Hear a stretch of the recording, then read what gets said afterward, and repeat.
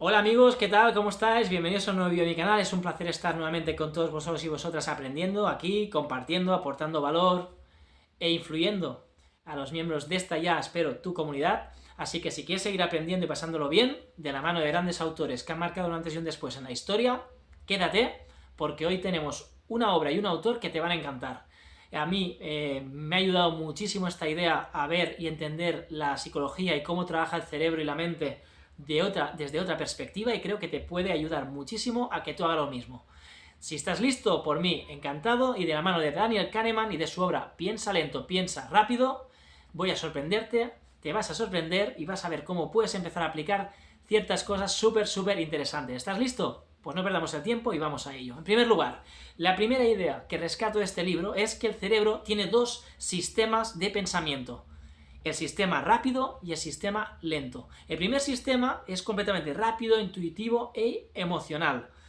Esto hace que nuestro cerebro actúe, nuestra mente actúe de manera súbita, de manera casi automática, imperceptible prácticamente, y prácticamente sin esfuerzo. Lo malo de eso es que precisamente por esa velocidad en la ejecución, a menudo podemos caer en ciertos errores.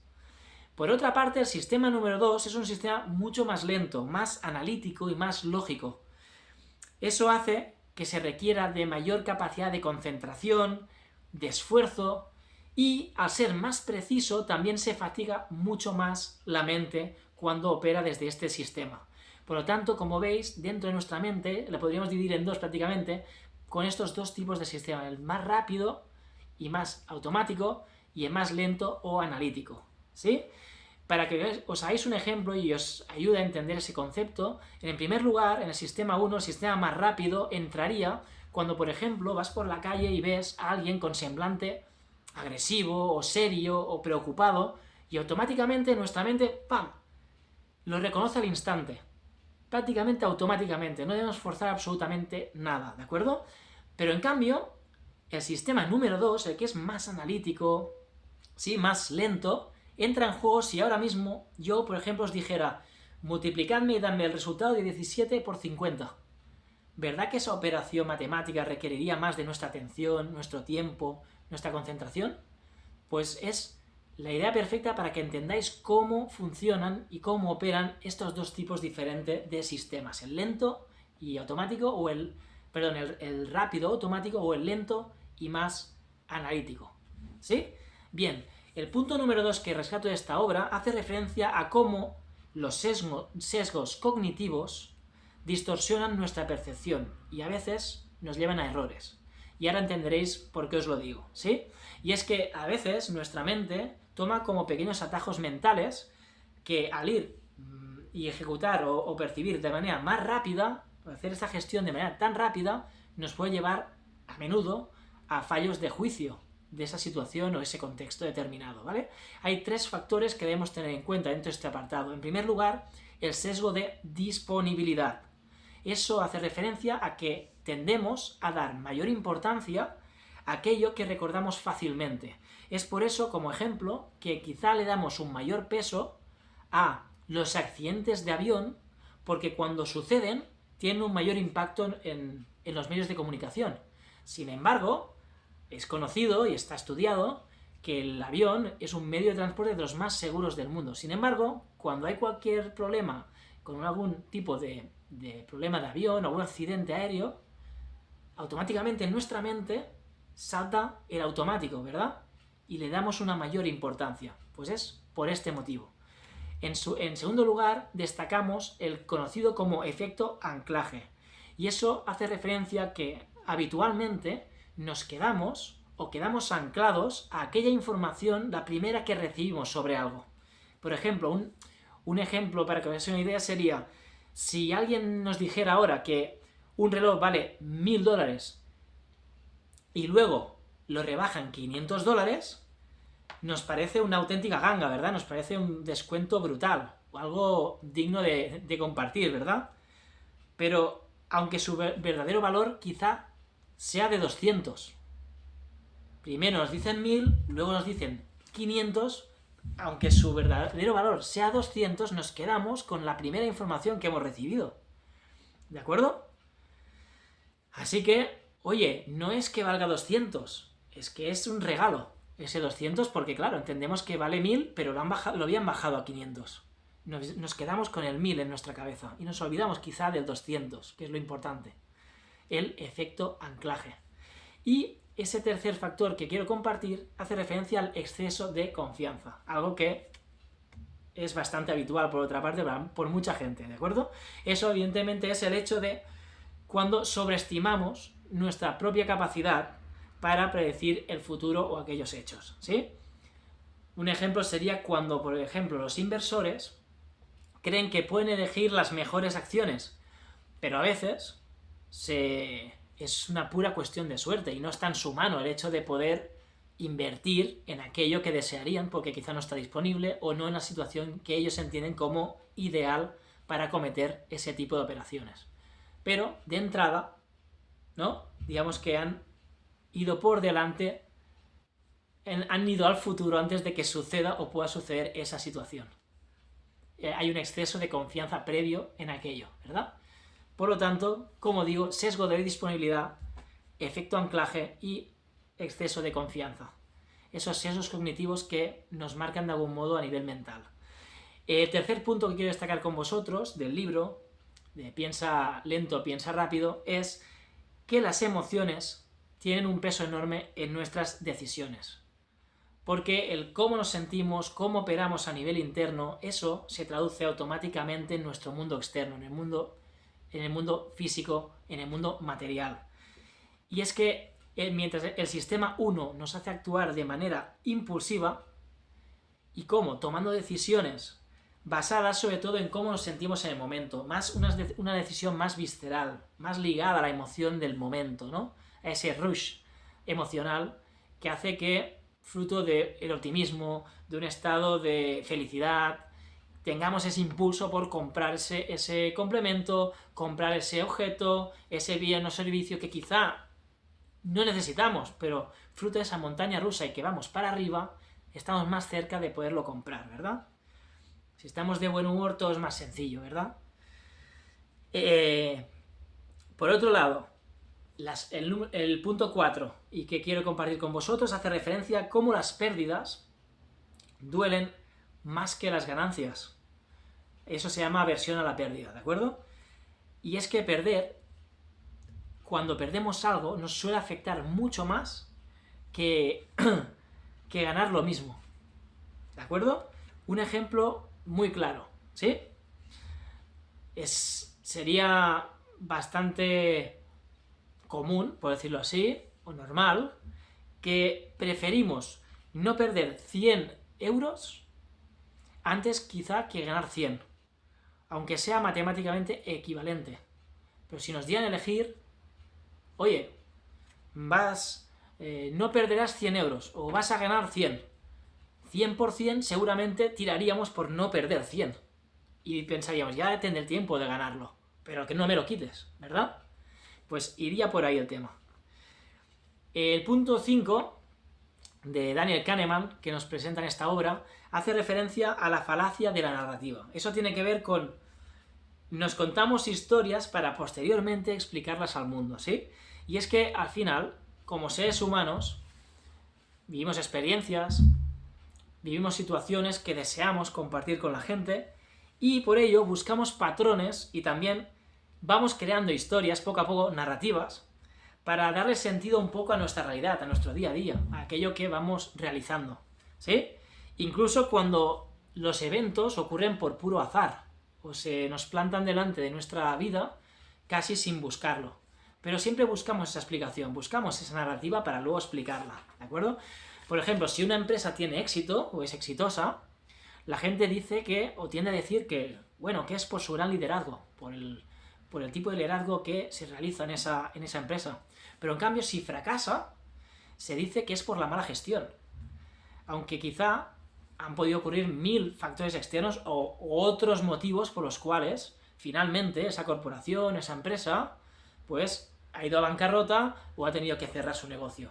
Pero siempre tendemos a buscar esa explicación y a indagar y a generar ese contexto para luego creerlo, ¿no?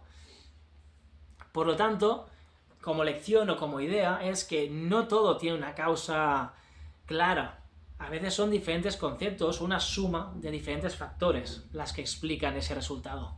Por lo tanto, no tendamos a reducirlo todo y intentar explicarlo bajo una pequeña premisa, ¿sí? El sexto concepto que extraigo de esta obra, piensa lento, piensa rápido, es el efecto halo, que es el juzgar a una persona o cosa por una sola característica, que es algo también bastante común, si lo pensamos un poco así en perspectiva, ¿de acuerdo?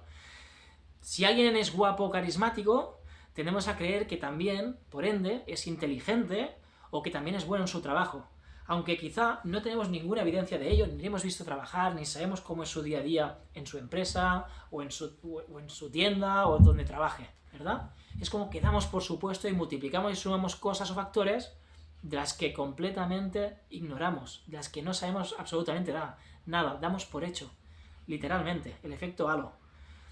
Es, por ejemplo, cuando en las entrevistas de trabajo los candidatos más atractivos o con una voz segura, pues son vistos como más competentes.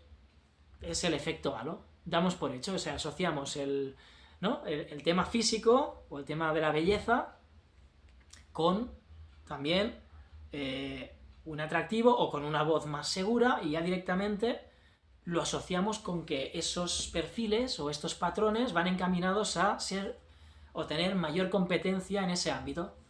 Damos por hecho. Y no tiene nada que ver. Puede ser completamente aislado el hecho de que una persona tenga un buen físico y no puede ser competente quizá para aquella tarea que le encomendamos. O puede presentar una voz muy segura y no por ello tiene que ser el más competente en esa área. Son aspectos que pueden ir completamente a las antípodas uno de otro. Sin embargo, los solemos juntar o solemos sumarlos uno en relación al otro, ¿no? Bien. Por lo tanto, intentemos evaluar a las personas y situaciones realmente con datos, no con primeras impresiones o con elementos faltos de peso o de solidez en nuestro argumento o en nuestro juicio, ¿verdad? En referente al punto número 7 que extraigo de esta obra de Daniel Kahneman, es que el optimismo excesivo, a cómo actúa el optimismo excesivo y también a la subestimación del riesgo de las cosas. Y es que las personas normalmente subestimamos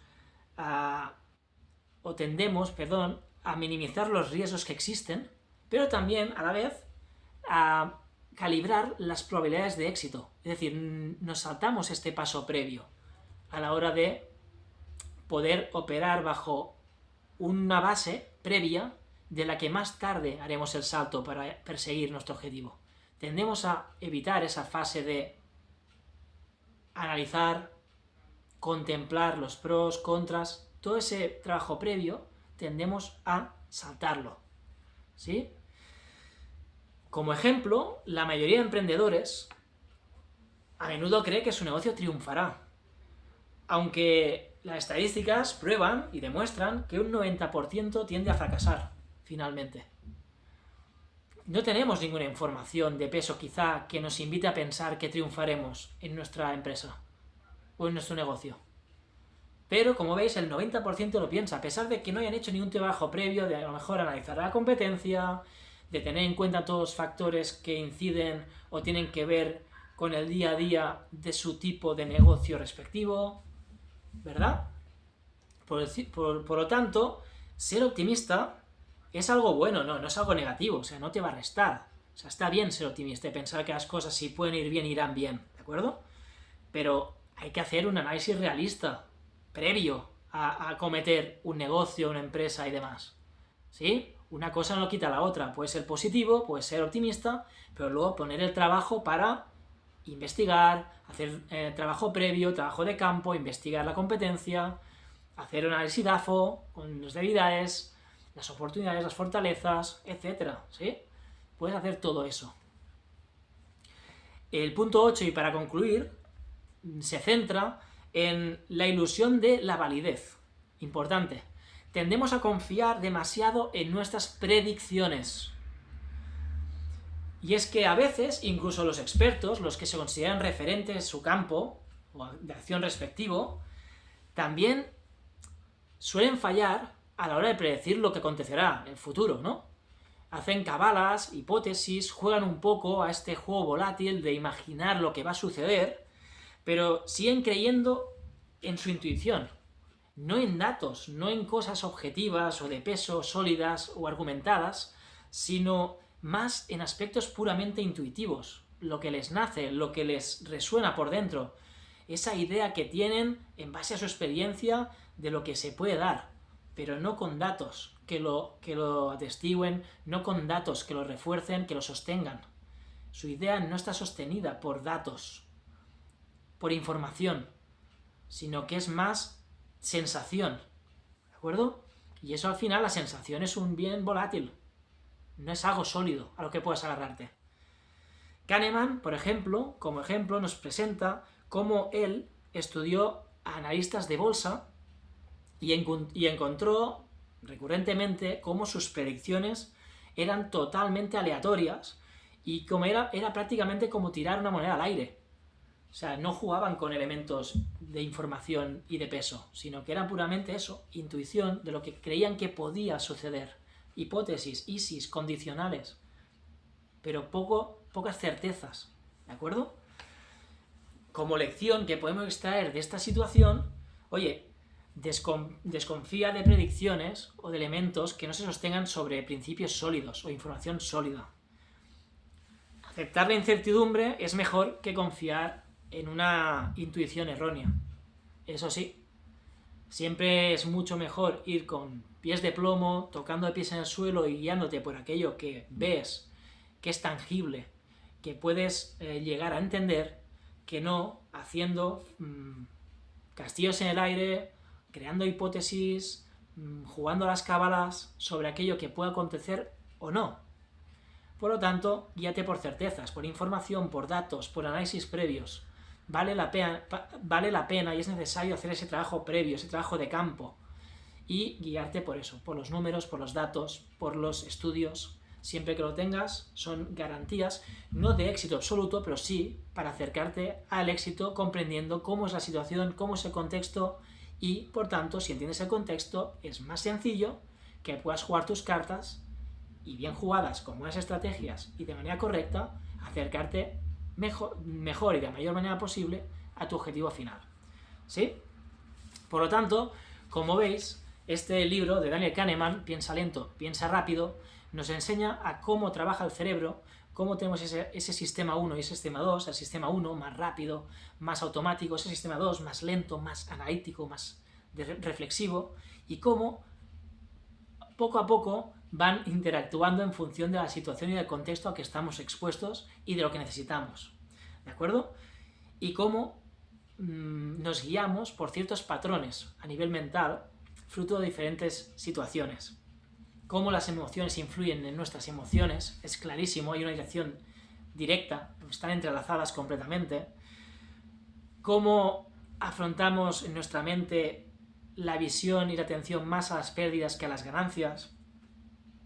Cómo nosotros tendemos mentalmente, a veces prácticamente sin darnos cuenta, a crear narrativas que expliquen las cosas, incluso en aquellas cosas que no han sucedido o incluso en aquellas cosas que llegan a nuestra vida por azar y que no hemos buscado, tendemos a explicarlo y a compartirlo con los demás.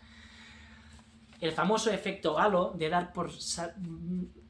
El efecto halo, que es el hecho de dar por supuesto ciertos atributos o ciertas habilidades o cosas en la gente sin tener la certeza de que sea así, simplemente porque algo nos invita a pensar a ello o porque suele a la gente pensar en eso otro, ¿de acuerdo? O cómo subestimamos el riesgo o nos dejamos guiar por un optimismo excesivo, sin datos, sin pruebas detrás que nos guíen hacia un lado o hacia otro, ¿de acuerdo?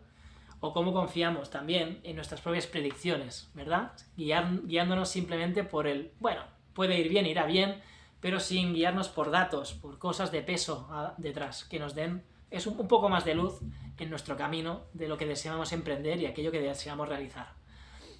Espero que os haya gustado el libro, amigos. Yo la verdad que me ha gustado pasar un poco la pincelada a esta idea de Daniel Kahneman en esta obra, que es muy estudiada y cada vez más por muchísima gente, sobre todo la gente que que es empresaria, que busca la productividad, que busca la mejora diaria, y el hecho de entender un poco cómo funciona nuestra mente y cómo actúa, nos puede ayudar a tener una perspectiva mejor y entender por qué actuamos como lo hacemos, e incluso poder modificar ciertos patrones en determinados momentos.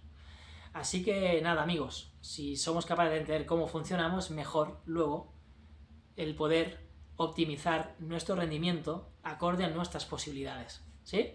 Y también ser más justos con nuestro proceso de mejora y siendo más justos de aquello que logramos acometer, siendo fiel a los tiempos que necesitamos para ir incorporando conceptos nuevos, y de ahí podremos saltar progresivamente a aquellos retos de mayor envergadura que deseemos afrontar.